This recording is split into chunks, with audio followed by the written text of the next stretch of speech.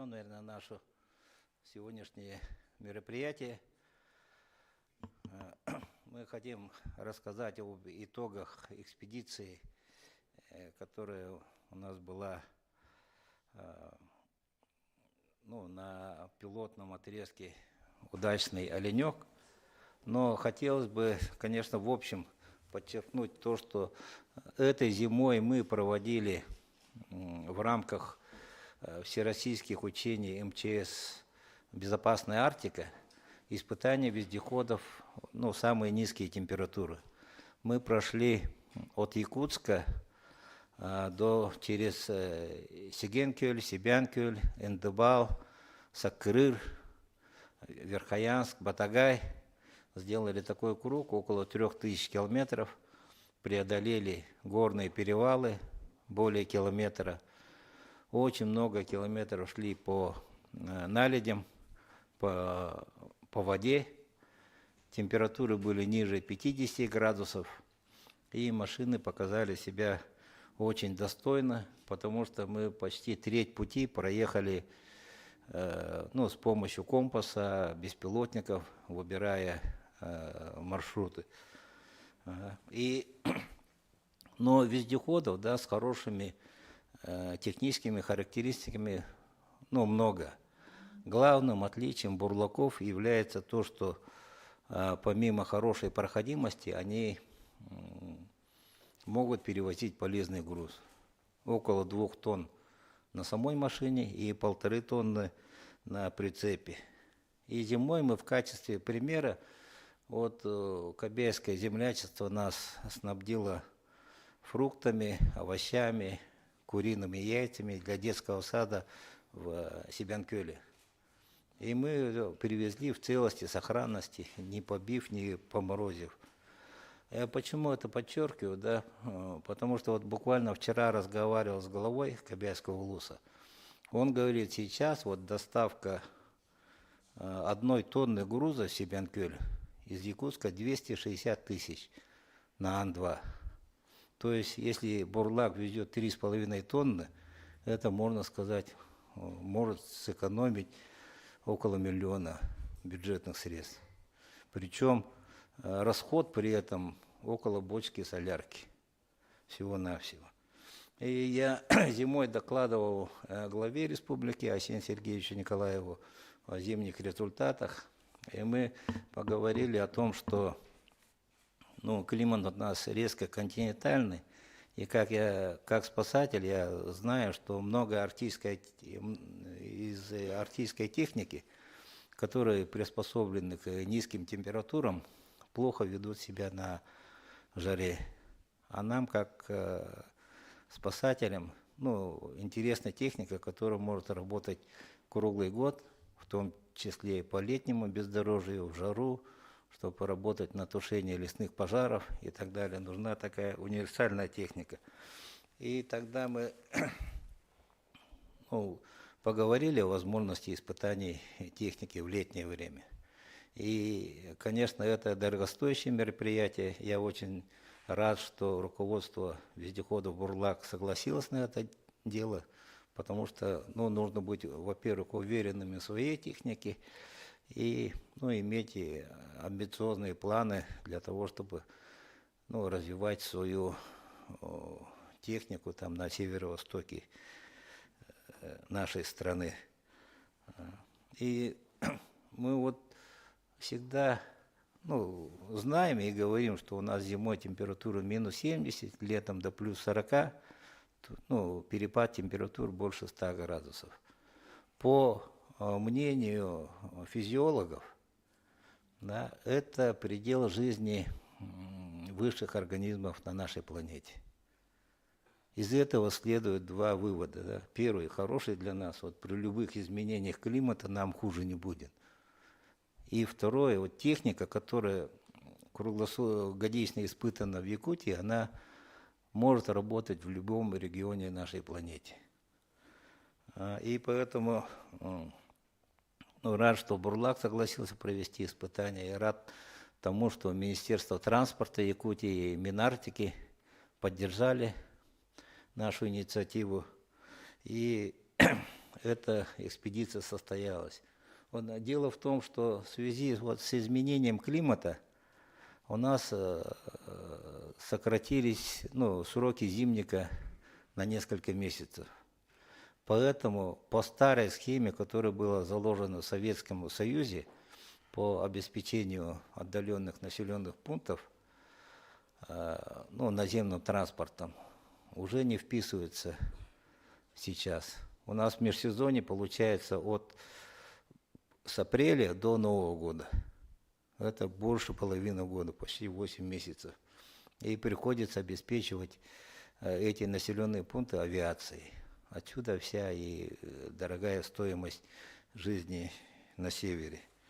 А вот хозяйствующие субъекты, конечно, они решают свои, скажем, текущие проблемы с большим трудом. Шаг влево, вправо им сложно делать, поэтому экспериментировать с новой техникой тоже они не имеют возможности.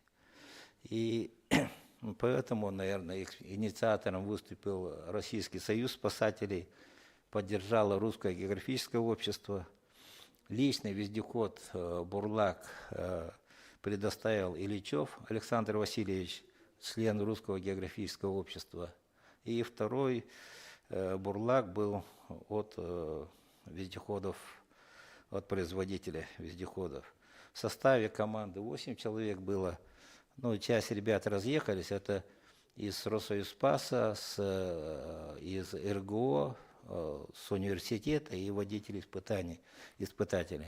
Я вот представлю тех, кто на сегодня есть. Сегодня, так, у нас с правого края начну. Мостовщиков Яков Михайлович, это водитель-испытатель вездеходов «Курган».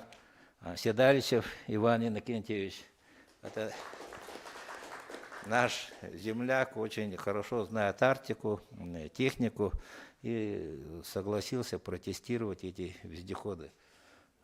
И вот слева от меня Комов Сергей Валерьевич, тоже водитель-испытатель из Кургана. Оба водители-испытатели были и в зимнее время, и не побоялись приехать и летом. И вот Роман Игоревич Панкратьев, замдиректора вездеходов «Бурлак». У нас 2 машины участвовало. Одна машина выехала из Якутска до Мирного, вторая из Кургана до Мирного. В Мирном встретились и вместе поехали там до Оленька. И задачами экспедиции было испытать бурлаки в бездорожье в летнее время, в летнюю жару. Кстати, сделано много предложений, и я рад, что руководство бурлака прислушивается и модернизирует. И каждый следующий выход техники уже более совершенен для наших условий. И исследовать летнее состояние зимника, удачный оленек. Там 300 километров, который усложняет жизнь оленька, всего улуса в межсезонье. И сравнить хотели себестоимость доставки свежих продуктов до оленька. И по пути у нас были планы частично выполненные, исследовать места привлекательные для туризма. Мы планировали начинать это в июне, но по ряду причин экспедиция у нас началась в августе месяце. И вот ситуация такая была. Вот после закрытия зимника и до глубокой зимы оленек обеспечивается всем необходимым с воздуха, авиацией. И стоимость вот в данный момент картофеля в Оленьке составляет 370 рублей на килограмм. Там же сельский район, там не такие богатые люди живут. И когда у нас машина ехала с Ленска, мы видели, что в Ленске стоимость картошки 35 рублей. В Нюе с фермером договаривались. Он говорит, что доставка до Удачного на обычном грузовике добавляет 20 рублей на килограмм. То есть в Удачном это может стоить 55-60 рублей. И вот на 300 километров у нее стоимость превращается в 370. Конечно, мы не знали, какая дорога, по картам смотрели, что можно преодолеть. Там не такие перевалы, как на Верхояне. И на самом деле вот бурлак прошел. Одиночный бурлак вообще даже нигде не буксовал. Единственное, может, переключал передачи.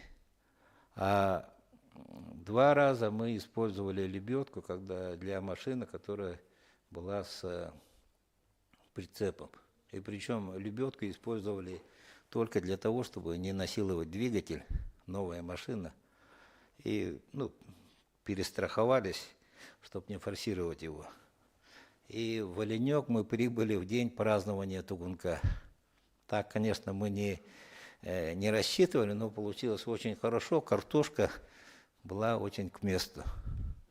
И мы поняли, что себестоимость ее может быть значительно ниже, чем сейчас. Поэтому мы вот фактические данные передадим университету. И мы вообще хотели бы, чтобы по итогам наших испытаний зародилась вот новая концепция по обеспечению малых населенных пунктов во время межсезонья. У нас межсезонье уже 8 месяцев получается в году. И я вот говорил, что бурлак берет 2 тонны груза. В этот раз мы в Оленек просто привезли тонну, помимо, мы не знали дороги, очень много было у нас запасных частей. Мы ехали в неизвестное, и тонну картошки и лука мы как-то добавили. И спокойно это довезли в очень хорошем качестве. И как раз нас встретил Асин Сергеевич Николаев. Он проводил совещание по образованию в Арктике, в Оленьке. И как раз получилось, мы подъехали, он заходил, знакомился, и результаты, конечно, его очень порадовали. Что есть вариант какой-то облегчить жизнь людей на севере. И, кстати, там же был и Владимир Николаевич Черноградский, министр по делам Арктики. И он тоже лично убедился, что такие возможности есть. Если, например, на этом проекте и на этом участке у администрации Оленька или там в Оленьке у бизнесмена какого-нибудь будет 2 бурлака, которые связки могут ходить, они там значительно понизят стоимость всех товаров в период межсезонья. А для самого завода «Бурлак» мы, конечно, выработали свои рекомендации. Ребята пожарились на солнце внутри машины. И там будет и кондиционер, и потом, наверное, Роман Игоревич это более подробнее расскажет. А вообще вот каждый вуз старается выжить, да, и как могут, где достали, где смогли, там каждый находит какой-то вездеход.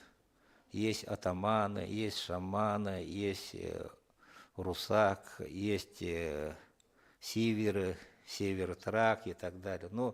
Такое разномастная вездеходная техника в разных улусах. И если случится какая-то поломка, то вездеход как памятник полгода будет стоять.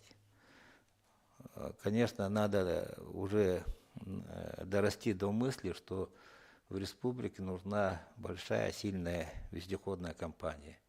Вот по примеру, например, речников. ЛОРП есть, у них есть мощности судоремонтные, судостроительные возможности. Они могут экспериментировать, заводить там суда на подводных крыльях и так далее. А северный завоз у нас отстал. Он отдан частникам. Тендер объявляет до любого поселка. И, естественно, частник, который имеет КАМАЗ или Урал, он будет на нем ездить. Но сроки сократились, поэтому экспериментировать частник не может.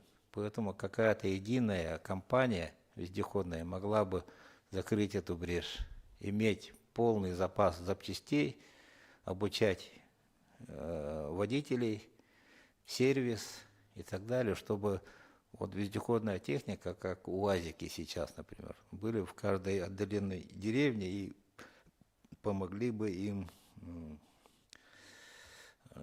скажем, ну, в жизнеобеспечении в любых, не только вот продуктами, но и почту может ввозить, и пассажиров.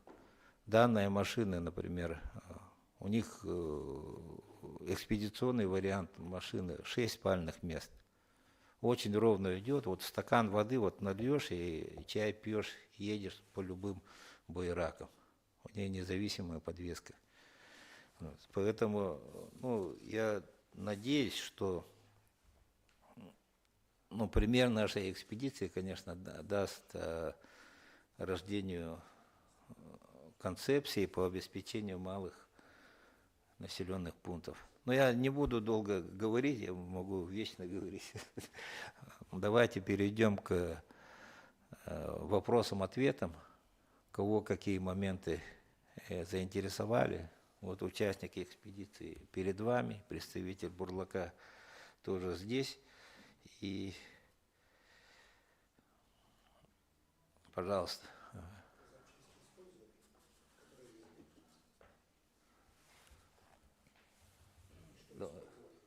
Сергей Валерьевич, ответьте. Из запчастей мы использовали только главный цилиндр сцепления, так как попался бракованный. К сожалению, не все запчасти мы изготавливаем, что-то покупное. Но это все в любом магазине находится, даже у вас в городе, они в прямом доступе. Колеса сработали нормально. Единственный недостаток — это на обратном пути по асфальту. Ну, эта техника не предназначена для асфальта. Это для бездорожья. Так проблем по технической части никаких не было.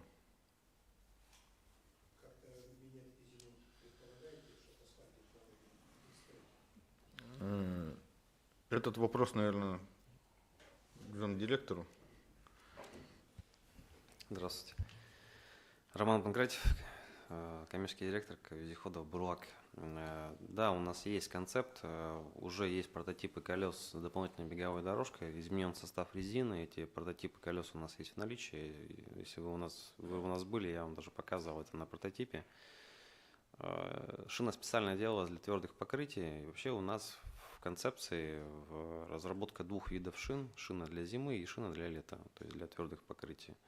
Сейчас порабатываем с поставщиком, также рассматриваем варианты по собственному производству шин у себя на территории.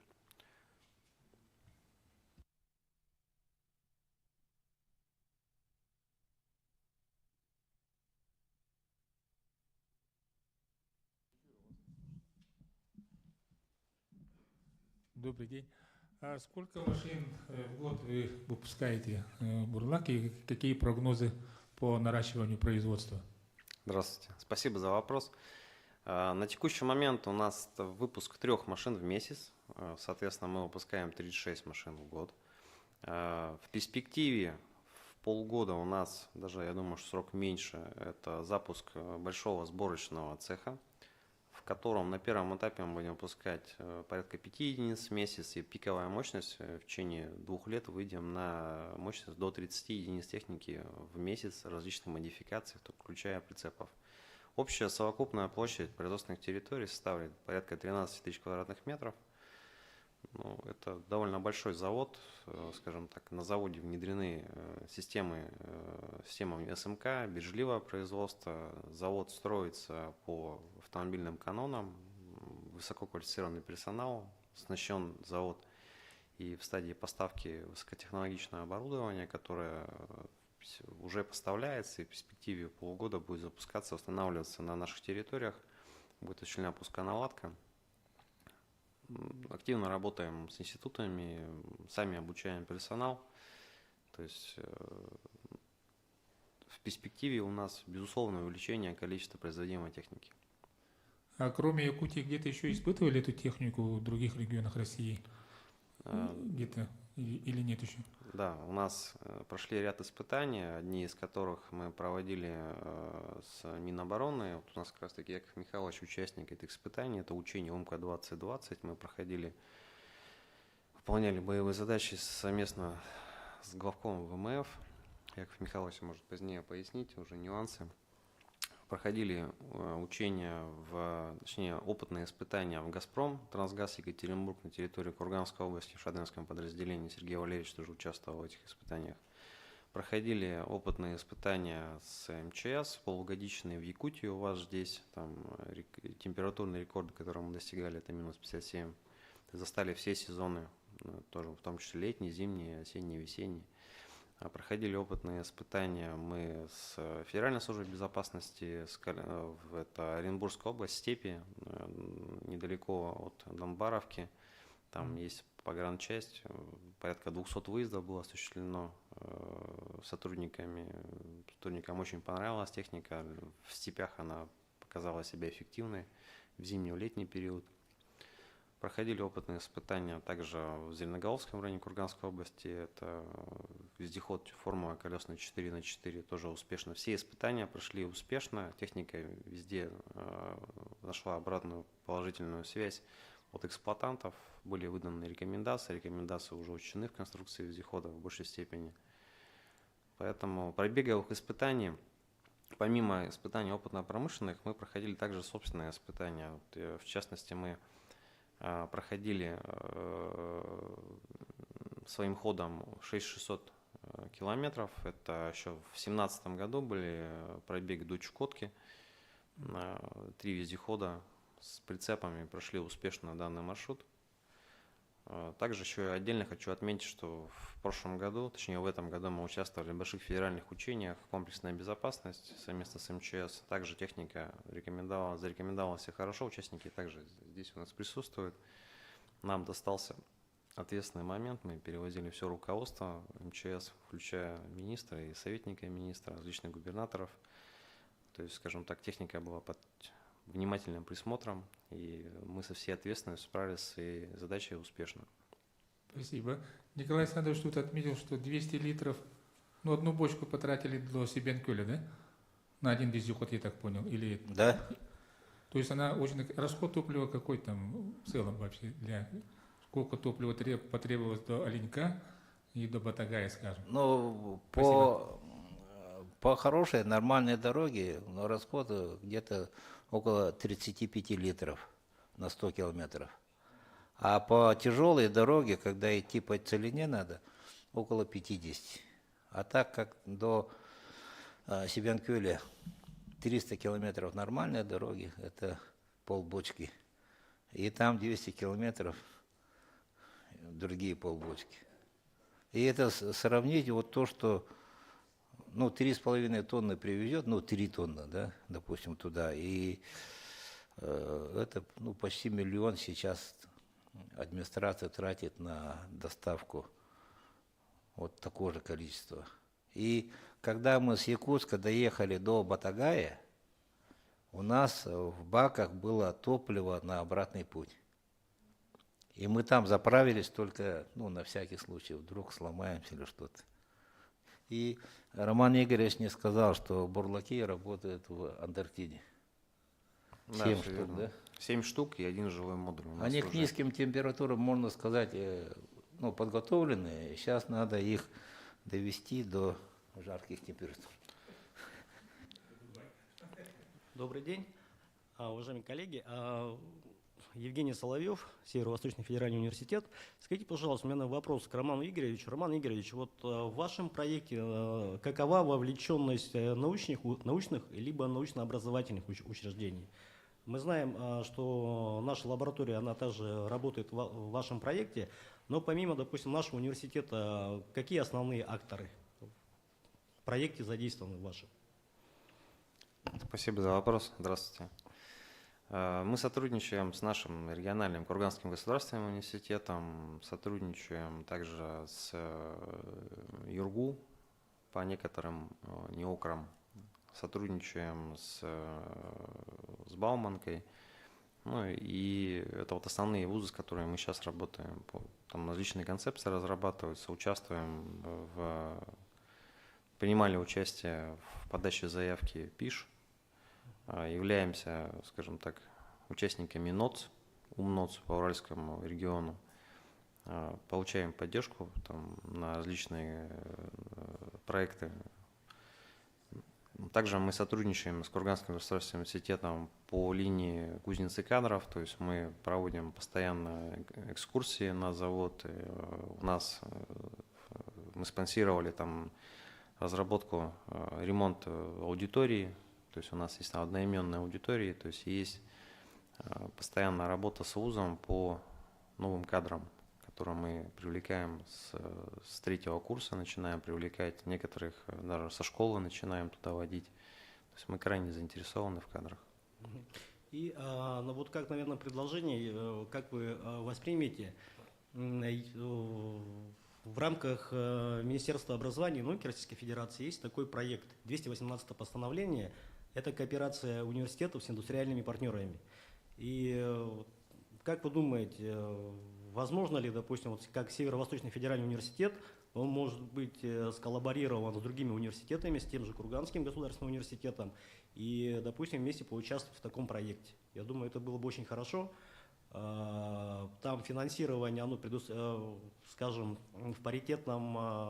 на паритетных началах оно и финансируется из федеральных средств на те разработки, которые необходимы именно компании «Бурлак».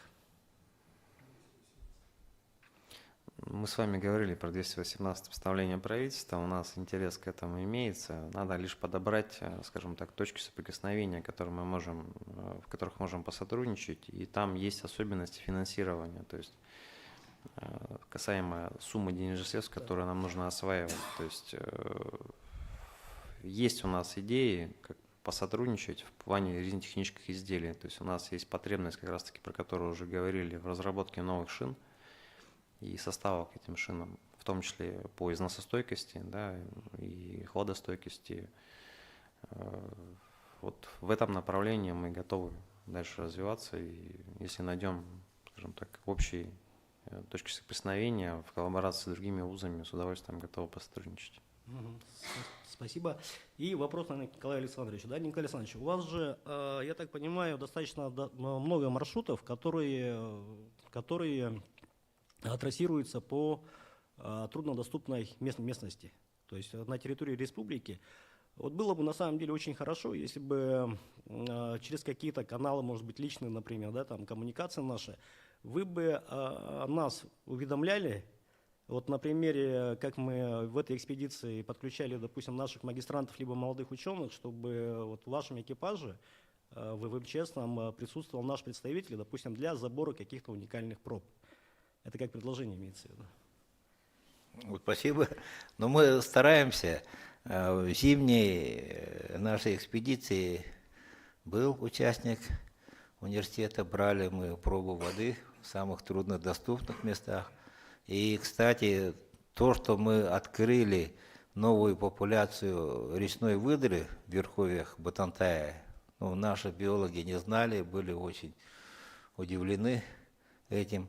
И в этой экспедиции тоже магистрант участвовал от университета. Он рассматривал, сейчас он в отъезде, наверное, я не дозвонился до него.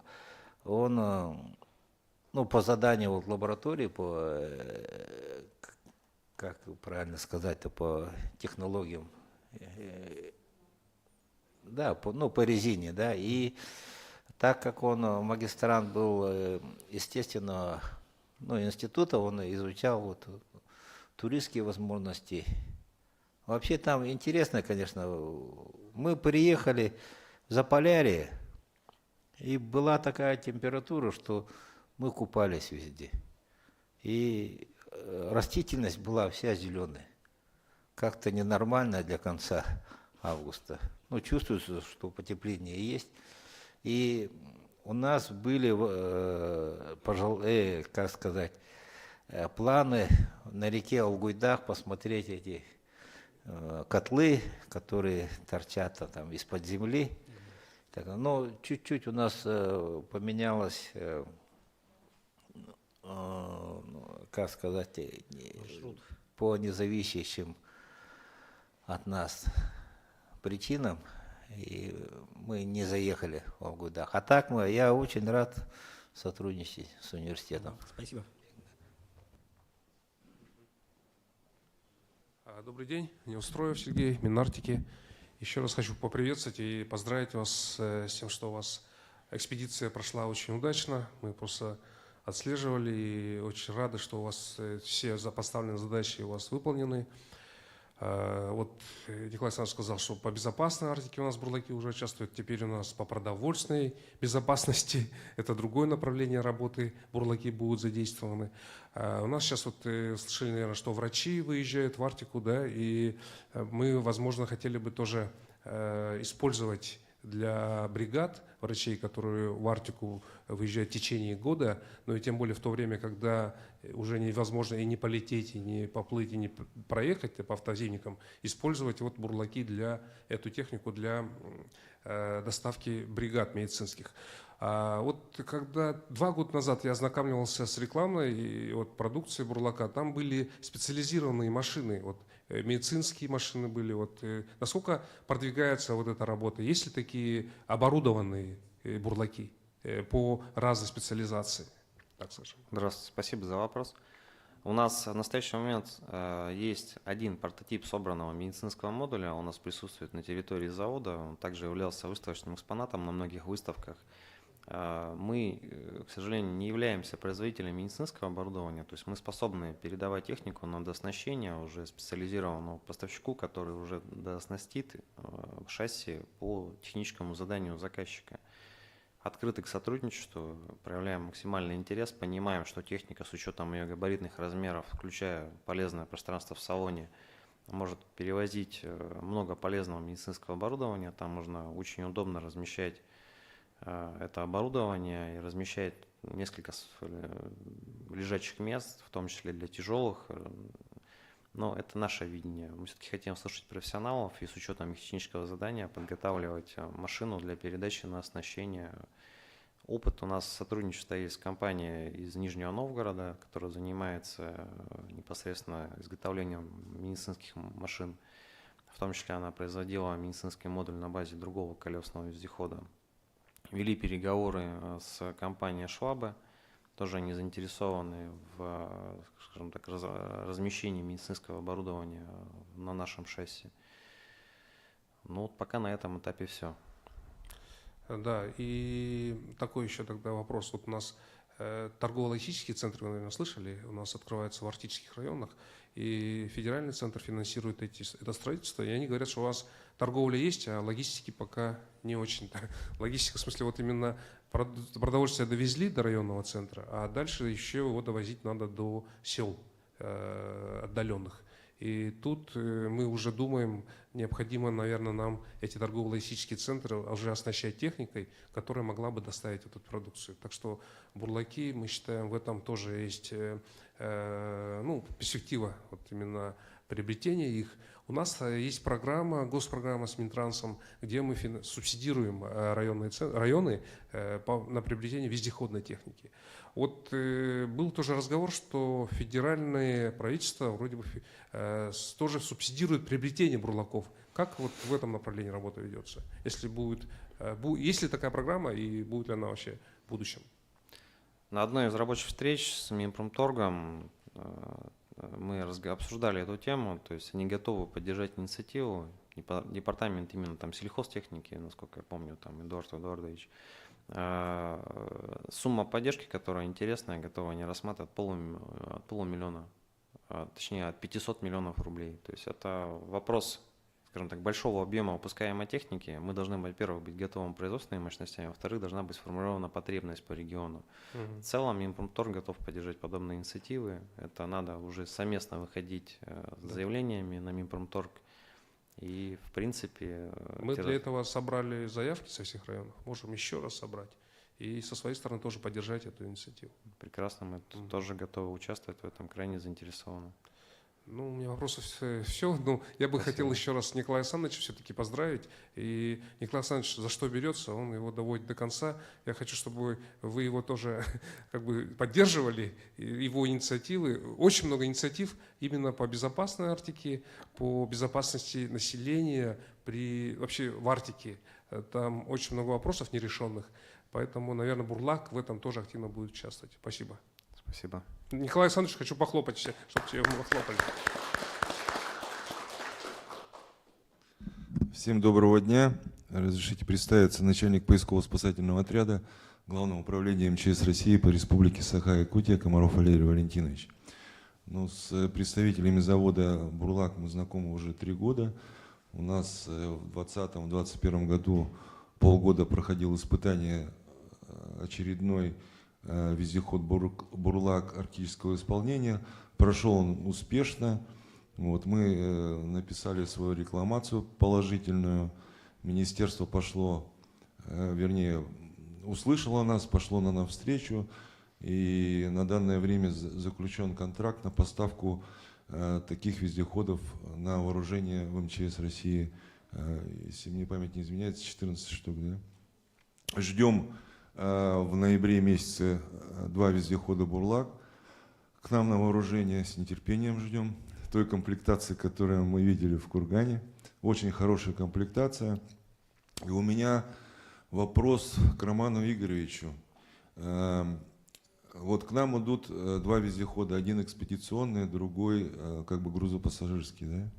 Да? Думали вы ли на концепции, о концепции, возможно ли это, чтобы на базе вездехода «Бурлак» сделать съемные модули, то есть под определенную задачу. Там, например, пожарный модуль, медицинский модуль, экспедиционный модуль. Почему я спрашиваю? Потому что в одну машину, извиняюсь за выражение, запихать все, что нужно для выполнения тех или иных задач, невозможно. А вот если бы они были модульного типа, да, то сменный модуль поставил такой, который нужен, там, например, угроза лесных пожаров, да, поставили пожарный модуль. Или там, например, спасательные работы, поставили медицинский модуль. Ну или там поисково-спасательные работы, поставили экспедиционный модуль. Вот такая концепция есть на вашем заводе, вы думаете об этом? Спасибо. Спасибо за вопрос. На самом деле очень правильный вопрос, практичный, и мы задумывались об этом еще несколько лет тому назад, как раз таки с коллегами из МЧС, Уральского института. Мы эти моменты прорабатывали концептуально, ну и в целом от эксплуатантов частенько возникают по их задачам такие потребности. Мы это будем реализовывать в концепции вездехода 2.0, вездеход «Бурлак» 6х6 у нас будет 2-я версия, то есть перспектива запуска этой модели. Концепт, по крайней мере, уже утвержден, и в концепте, внутреннем концепте предприятия вездехода «Бурлак» предусмотрена модульность, как раз таки. Это просто правильно по автомобильным канонам, и наше оборудование как раз таки позволит это делать. Будет универсальная рама, которая будет размещать на себе кабину и как раз таки различные модули. Эксплуатанты смогут приобретать шасси и покупать необходимые модули уже в зависимости от задач. Таким образом, одним вездеходом с помощью различных модулей можно выполнять различные задачи. Это как раз таки возможно будет с помощью нового оборудования, которое сейчас поставляется нам на завод, и смены именно концепции вездехода без, скажем так, изменения его качественных характеристик.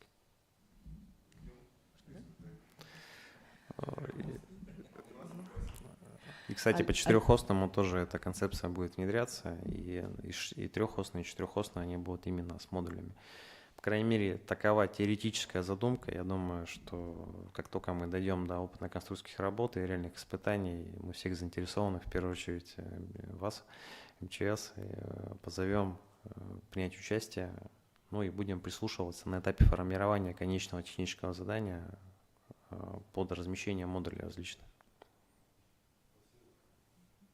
Александра Петрова, Русское географическое общество. Тут говорится о Северном заводе, но еще одно перспективное направление, в котором может использоваться «Бурлак», это туризм. Правильно я поняла, да? Вот. Летние испытания прошли, зимние испытания прошли. Может быть, в следующем году уже пора попробовать запустить какой-то пилотный проект по туризму? И второе сразу, если навскидку примерно сколько будет стоить туристу участие вот в таком туре, допустим, в зимнем до озера Сибенкюль? Примерно вот так вот, чтобы люди в ценах ориентировались. Спасибо за вопрос. Интересно, да, конечно, у нас направление туризма для нас. Мы готовы тоже рассматривать модификации для туристических туров. Ждем от потенциально заинтересованных клиентов техническое задание, чтобы мы смогли проработать. Понимаем перспективу Якутии как региона для туризма. Тут, наверное, Николай Александрович более подробно расскажет. Это красивейший регион с интересными местами, с ландшафтами. И да, наверное, это будет не массовый туризм, но туризм для ценителей, для, скажем так, особой аудитории, дорогой туризм, но он будет все-таки востребован, как мне кажется.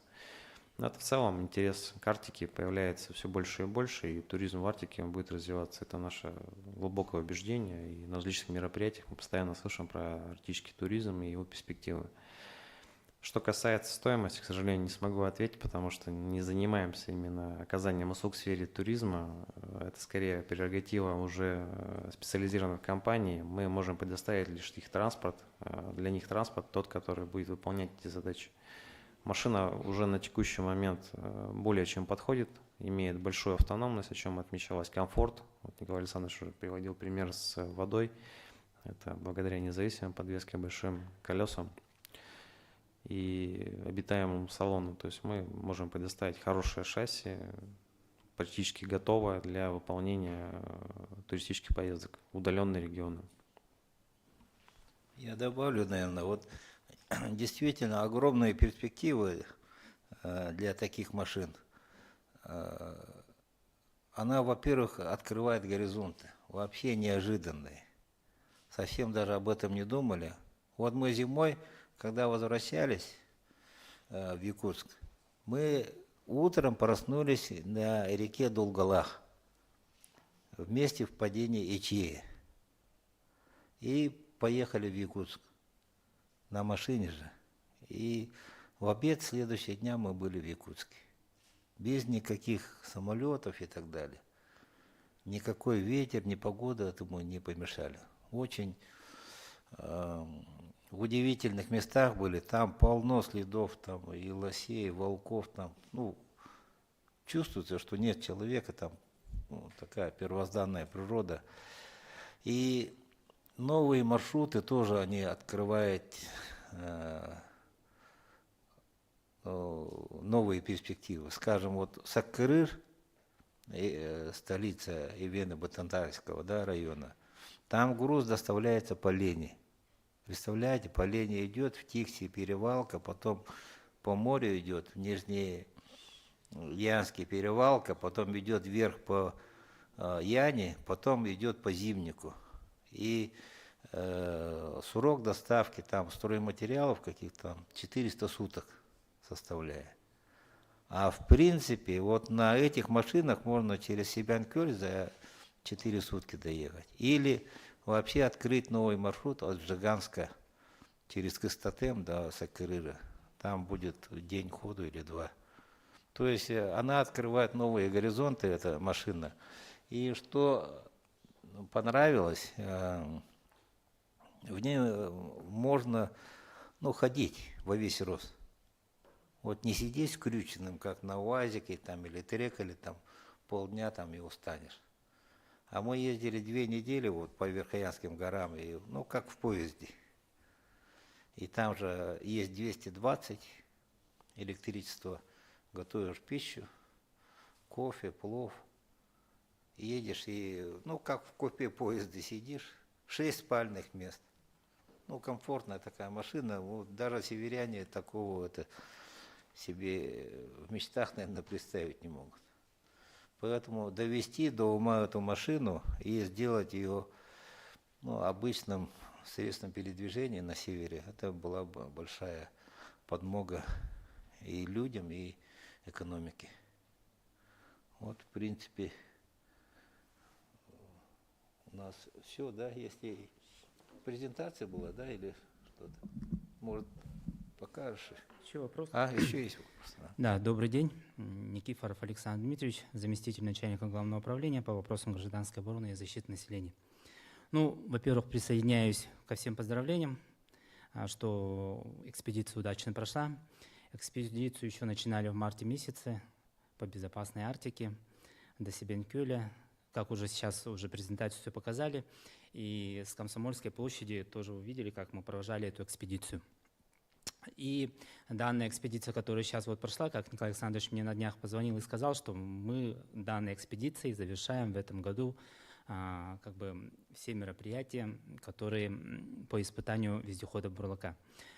Ну, от себя хочу сказать, что Республика Саха-Якутия, как вы видите, территория очень огромная. У нас здесь более 14 рисков чрезвычайных ситуаций на территории республики. И одним из рисков на сегодняшний день это является, конечно же, по нефтепродуктам, да, по разливам нефти и нефтепродуктов. Мы прекрасно знаем, что Николай Александрович в этом направлении тоже работает очень плодотворно. И у меня вопрос такой. Рассматривались ли вопросы по применению вездеходов «Бурлак» для аварийно-спасательных формирований для ликвидации возможных чрезвычайных ситуаций в труднодоступных территориях? Мы прекрасно понимаем, что у нас на территории Республики Саха-Якутия в арктических регионах есть очень многие организации предприятий, в том числе вот представители Алмаза Анабаров, да, у нас находятся. И на сегодняшний день есть риски возникновения данных чрезвычайных ситуаций в труднодоступных территориях. И были ли обращения от представителей аварийно-спасательных формирований с арктических районов по переоборудованию данных вездеходов для ликвидации таких возможных чрезвычайных ситуаций? Здравствуйте, спасибо за вопрос. Да, потребность такая озвучивалась, соответственно, у нас сейчас модификации, как раз таки, они, насколько я понимаю, аварийно-спасательные, если меня поправите. Вот в текущих 2 контрактах у нас машины предусмотрены с комплектом аварийно-спасательного оборудования. Как раз таки это прорабатывалось техническое задание с заказывающим подразделением МЧС России, и сейчас уже данные машины поставлены на вооружение. Как раз таки приезжала не так давно комиссия к нам, принимала комиссия 2 модели вездеходов с прицепом, одна, другая без, в комплекте с аварийно-спасательным оборудованием. Данные модификации в настоящий момент поставлены, находятся в стадии постановки на снабжение, на вооружение в МЧС России. Им присвоен определенный, скажем так, номер ТУ и получена отдельная сертификат соответствия. Это как раз таки арктическая комплектация. Опять же, хочу отметить, с аварийно-спасательным оборудованием, необходимым для выполнения задач.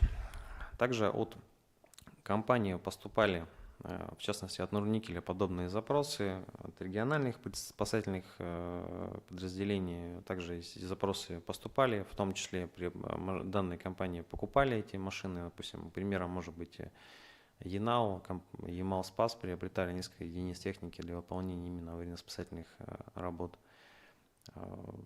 По сути, машина пригодна уже, и мы можем рассматривать личную компоновку по оборудованию, по размещению данного оборудования в кузовах машин. Поэтому эта потребность существует, и мы ее уже начинаем закрывать.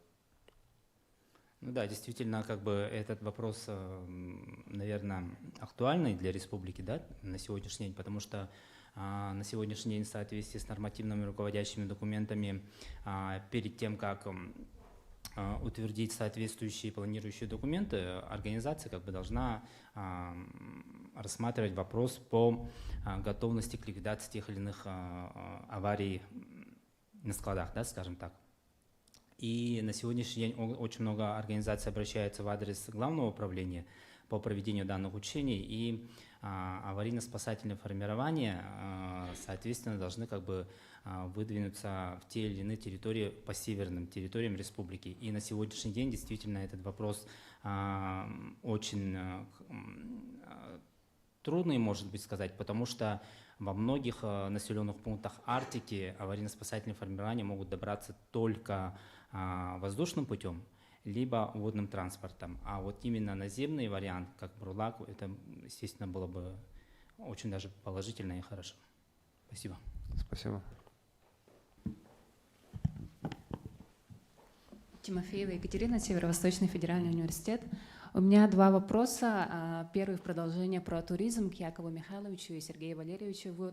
Вы посмотрели разные части Якутии. Вот можете, пожалуйста, поделиться своими впечатлениями? Можете ли вы, например, порекомендовать посещать Якутию в качестве экстра? Это главные туристы, наверное. Сергей Валерьевич. Здравствуйте, спасибо за вопрос. Попробую ответить. Да, мы действительно в вашей замечательной республике второй раз посмотрели зимнюю Якутию, посмотрели летнюю. Это, конечно, нечто. То есть мы с Сергеем Валерьевичем бывали в разных регионах, в разное время суток, в разное время года, извиняюсь. Были на Чукотке, были в Янао, в Коми и так далее. Но ваша республика одна из самых красивейших. Мы совершили небольшое путешествие водным транспортом из Иркутской области до города Ленска. Посмотрели красоты на воде, так скажем, и объехали, проехали очень много километров по республике. Да, ваша республика очень красивая зимой и летом. Я думаю, туристы будут в восторге, побывав здесь. Так что, я думаю, туризм развивать нужно. Спасибо. И второй вопрос к Ивану Иннокентьевичу. Я знаю, что у нас сейчас смотрят по онлайн, наверное, трансляции наши жители из арктических регионов, потенциальные потребители вездеходов. Вот вы как испытатель можете ли прокомментировать, насколько легко водить данную технику? Нужны ли специальные какие-то навыки или как? Спасибо за вопрос. В общем, я представитель большой компании, которая здесь работает в арктической зоне. И мы эксплуатируем очень много таких техники, именно модели сверхнизкого давления. Я не говорю о гусеничной технике и тому подобных, а именно о колесах сверхнизкого давления, которые безопасны для нашей Арктики. Хотел бы отметить, универсальной техники нету, еще не придумали человечество. Но машины, которые сейчас в составе экспедиции поехал, сам лично поучаствовал, еще ближе данной проблеме перевозки грузов в утилитарном плане. Бурлак, он подходит, такая машина. Более-менее, да, есть нюансы, но все равно эти нюансы всегда будут, потому что на сегодняшний день закрывает эту потребность можно этим вездеходом, бурлаком. Так, еще что. Сейчас я услышал то, что и Минздраве нужно, Русское географическое общество, туризм, МЧС, по потребностям, по всем, и образованию тоже потребность есть этих машин. Потребность всегда будет. Дорогу у нас еще не факт, что еще дороги у нас построят. И каждым годом у нас по экологически дорога зимняя каждый год позднее открывается. На северной части так. И поэтому сейчас, чтобы недостаток, дефицита продуктов жизненно важных,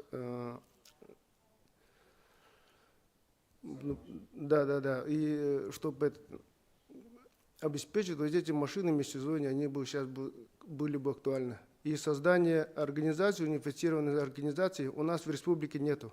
Были практики, закуп муниципалитетами этих машин субсидировали, вы говорили. То, что, и эти машины все стоят. Нету одного хозяина, нету одного человека, организации, который мог бы их эксплуатировать конкретно в полную 100%, чтобы они приносили какую-нибудь пользу. Они год-два поработают и потом стоят. И поэтому Николай Александрович, мы думаем о создании организации, которая могла бы эксплуатировать эти машины. И не только бурлак, но еще рассматривать еще другие машины сверхнизкого давления, чтобы обеспечить отдаленные участки. Спасибо. Спасибо большое. У меня созрел третий вопрос к Роману Игоревичу насчет сервисного обслуживания данной техники.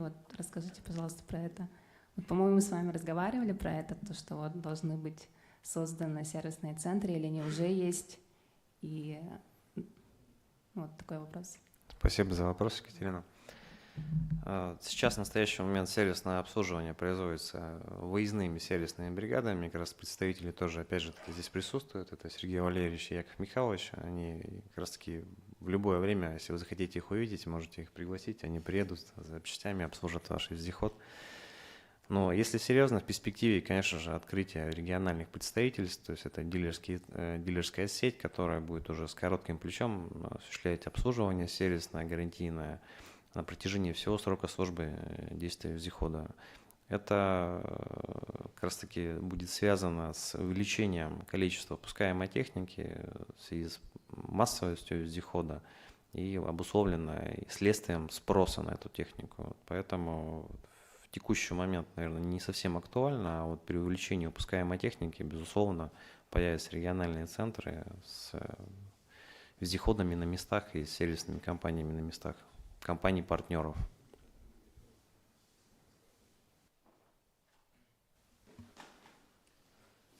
Еще один вопрос. Общая протяженность маршрута, сложные участки, условия, водные условия какие были, да, осадки и экстремальные какие-то моменты, если были. Ну, в летних испытаниях сложный участок, ну, неизвестный для нас был только от Удачного до Оленька. Там зимник есть, а летом в каком состоянии, ну, было непонятно. Мы же планировали это в начале июня, еще экспедицию. А так, для машины, ну, сложности не предоставила. Там есть, конечно, и переправы, может быть, год в этом году сухой, недождливый, но тем не менее, конечно, там ни Урал, ни КАМАЗ не пройдет, но для бурлаков там, ну, 5 километров есть болото сразу за Удачным. И вот, ну, кто говорил сегодня насчет этого сотрудничества с университетом, у нас же был представитель, потому что мы изучали не только, ну, саму дорогу, да, мы сведения дадим для Минтранса. Но если бы обычная дорога была бы, там, ну, по крайней мере, 2 моста надо было строить для машин. И 5 километров болот это закрывать. И так как представитель университета был, мы изучали экологию. Мы проезжали ровно по тому месту, где проходил не очень удачный ядерный взрыв под Удачным. И мы по нему проехали, специально брали счетчики, и там, ну, не превышает фона. Мы там настороженные такие ехали. Но, тем не менее, это, ну, безопасная дорога. Так что, ну, все задачи выполнила. Мы, конечно, сложнее думали, дорога будет, но получилось так, как получилось. И я вот сейчас смотрю на Игоря Александровича Ермакова, я его не представил. Во всех экспедициях он у нас оператором работал, и поэтому мы его не привлекали к, ну, сложным делам, потому что, чтобы он фиксировал это. И он сейчас ходит, фиксирует, а я забыл представить. Вот Игорь Александрович Ермаков, Иркин питерский, многие его знают. И благодаря его роликам и она знает. Да, это очень важная роль, и мы специально стараемся его не привлекать. Первое время, конечно, этот, что стоишь, давай еще помогай, там говорили. А потом только привык к этому. Так, ну на этом презентацию послушаем, да, Игорь Романович?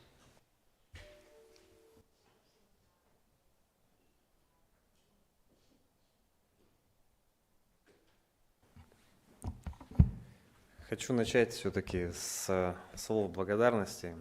Николай Александрович, спасибо вам за то, что смогли и осуществили задуманное, за реализацию данной экспедиции.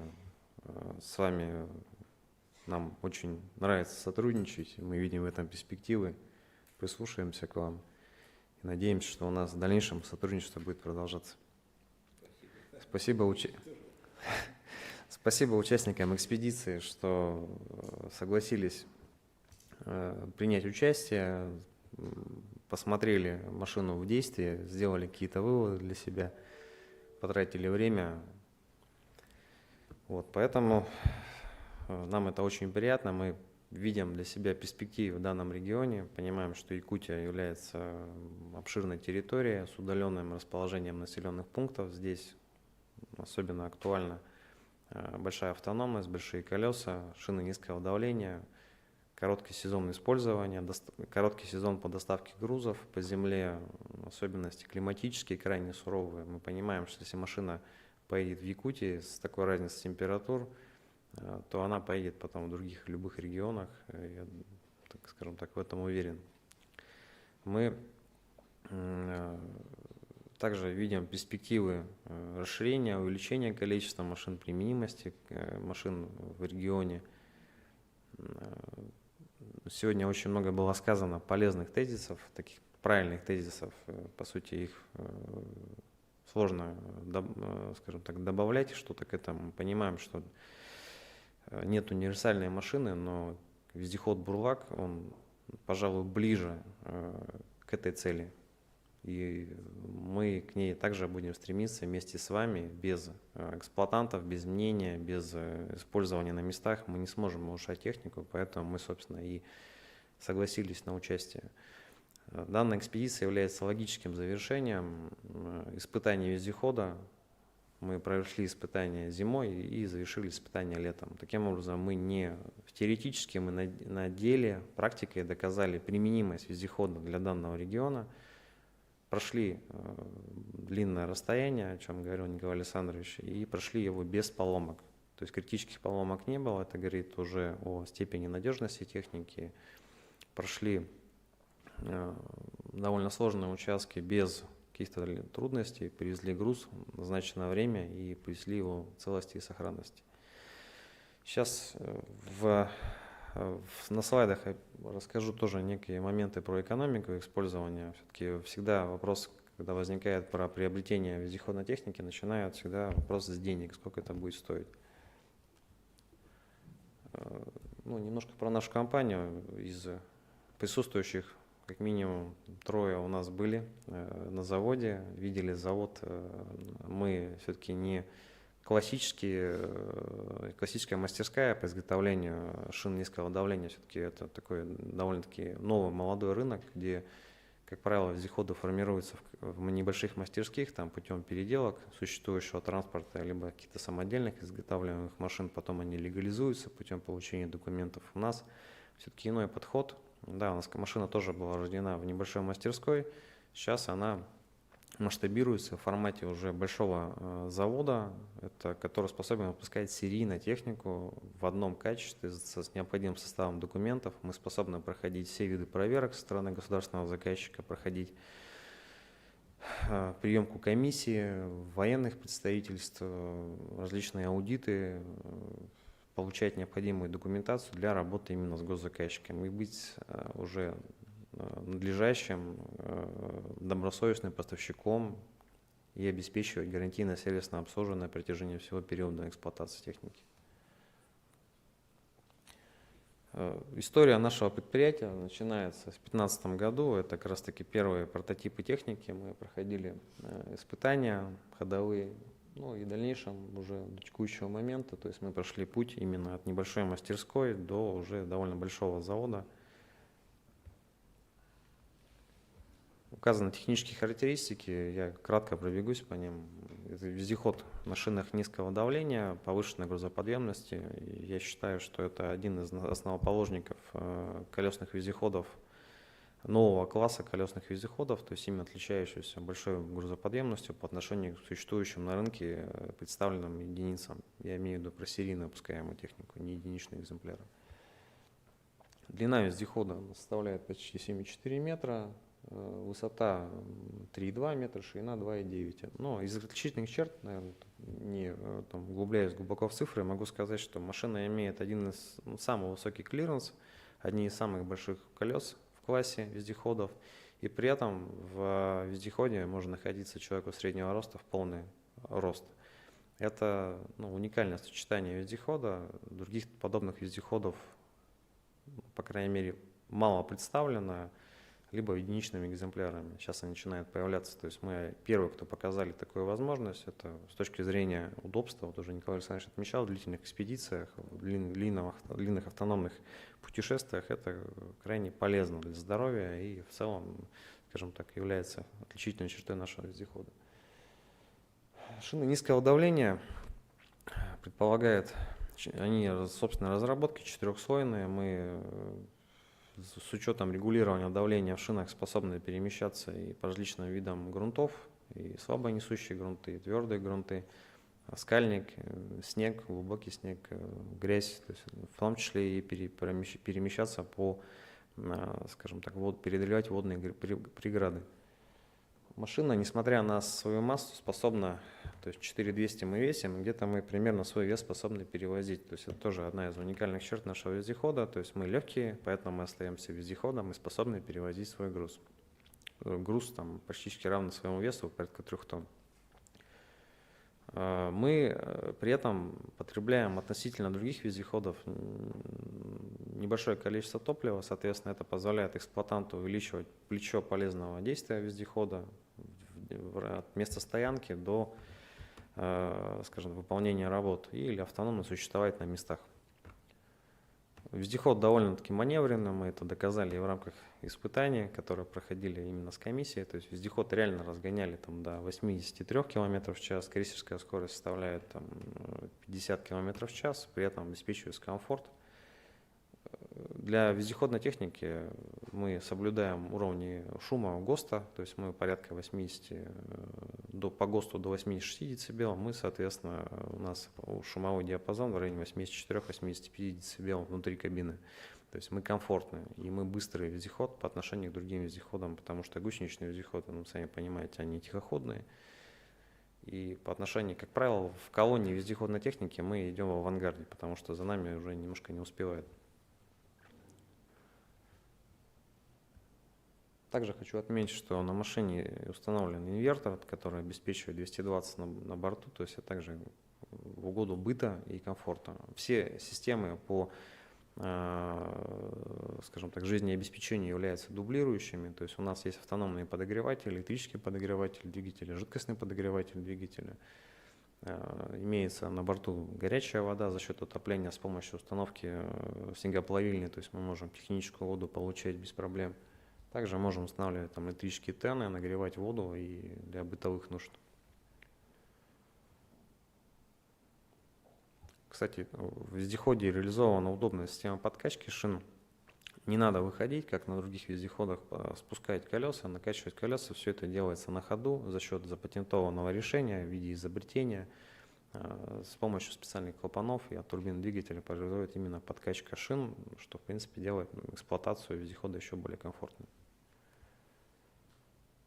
Из ключевых преимуществ, которых в принципе я уже частично проговорил, тезисно отмечу, это экологичность. Про шины они не вредят почвенный слой, соответственно, эксплуатанты могут без страха повредить тундру использовать шины весь сезон. Круглогодичность мы доказали и реальными испытаниями, как раз таки вот летние испытания завершили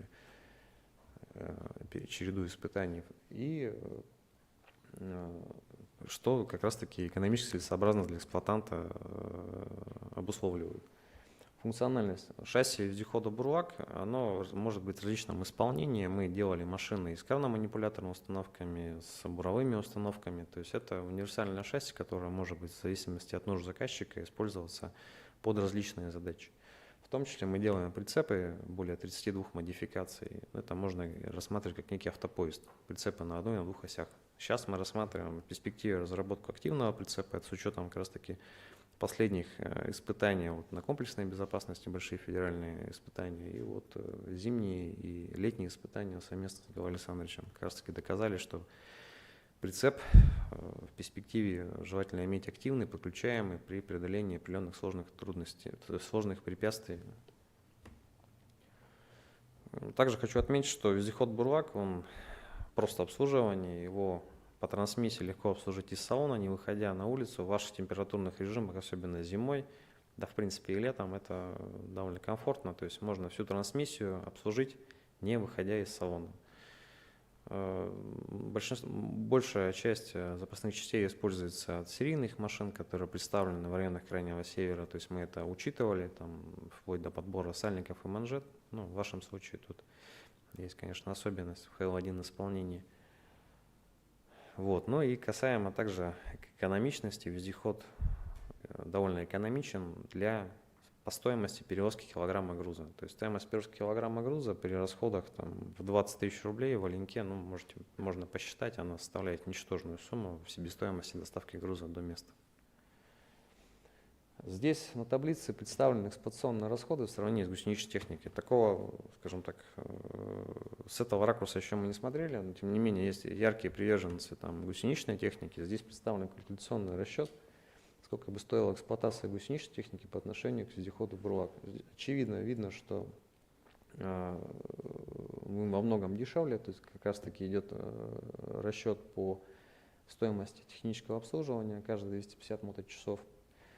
И по расходам топлива гусеничная техника начинается от 100 литров в зависимости там, от, скажем так, условий эксплуатации. У нас пиковая нагрузка была порядка 50-60 литров, но это сверхсложные участки с прицепом и, скажем так, с горками в глубоком снегу мы расходовали, конечно, больше топлива. Если эта гусеничная техника бы оказалась в подобных условиях, то расход топлива бы составил бы там значительно больше.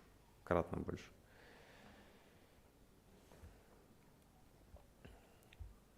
Всесезонность, в принципе, мы уже с вами проговорили, то есть в том числе одной из задач данной экспедиции была проверка климатического исполнения, то есть мы заявляем, что мы выполняем климатическое исполнение в соответствии с ГОСТом именно HL1, низкий предел температуры до минус 60, плюсовой предел температуры до плюс 45. То есть мы, скажем так, частенько забывали про необходимость летних испытаний, и вот как раз таки натурно испытали машину на соответствие климатическому исполнению. Выводы мы, безусловно, сделаем, учтем их. Я хочу заметить, что уже на текущий момент ряд внедрений произведено, то есть мы на мостах устанавливаются дополнительные из алюминиевого сплава крышки, которые содержат возможность отведения тепла, там, они в форме радиаторов предусмотрены, ну и вездеходы комплектуются в том числе системами кондиционирования в каждом из отсеков. То есть это вопрос формирования технического задания, это реально серийное решение, то есть можно улучшить себе комфорт в летний период времени.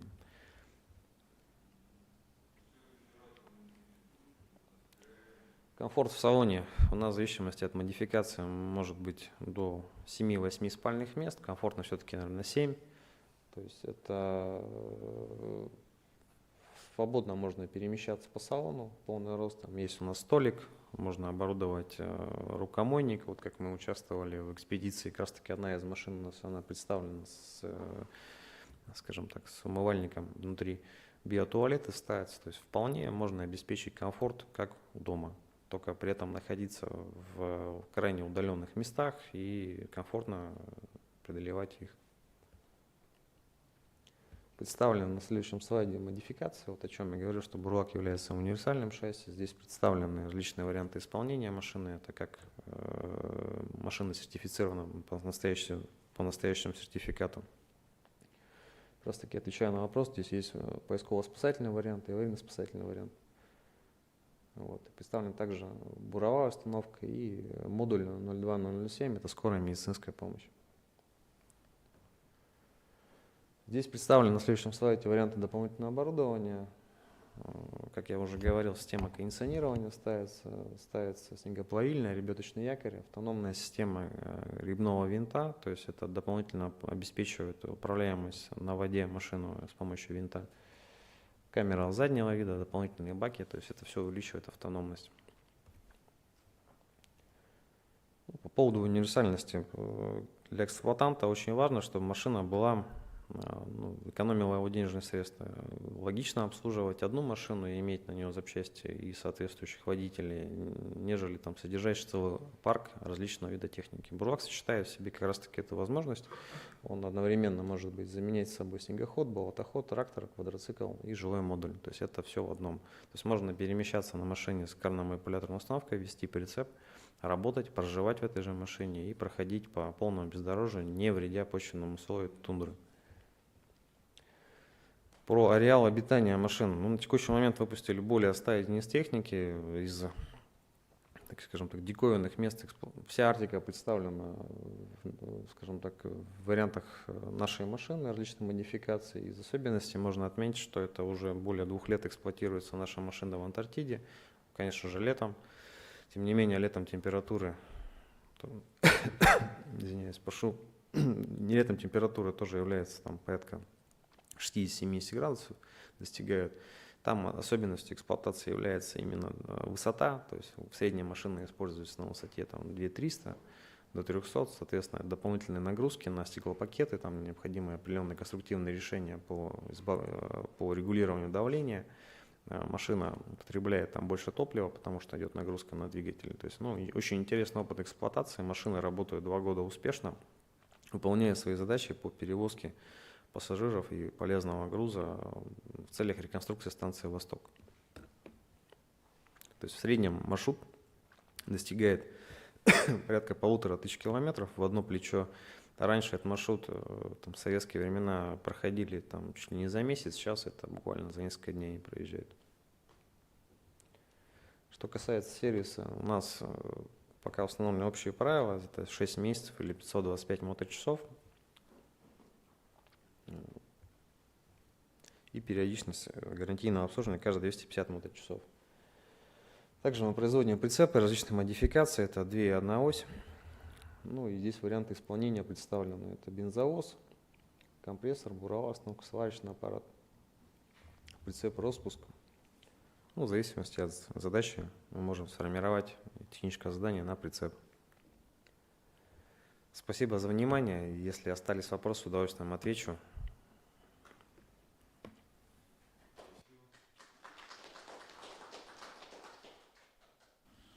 Ну, на этом, наверное, завершим нашу пресс-конференцию. Вот кто желает, может ознакомиться с машиной, она стоит у подъезда. Можете сесть и уехать в экспедицию. И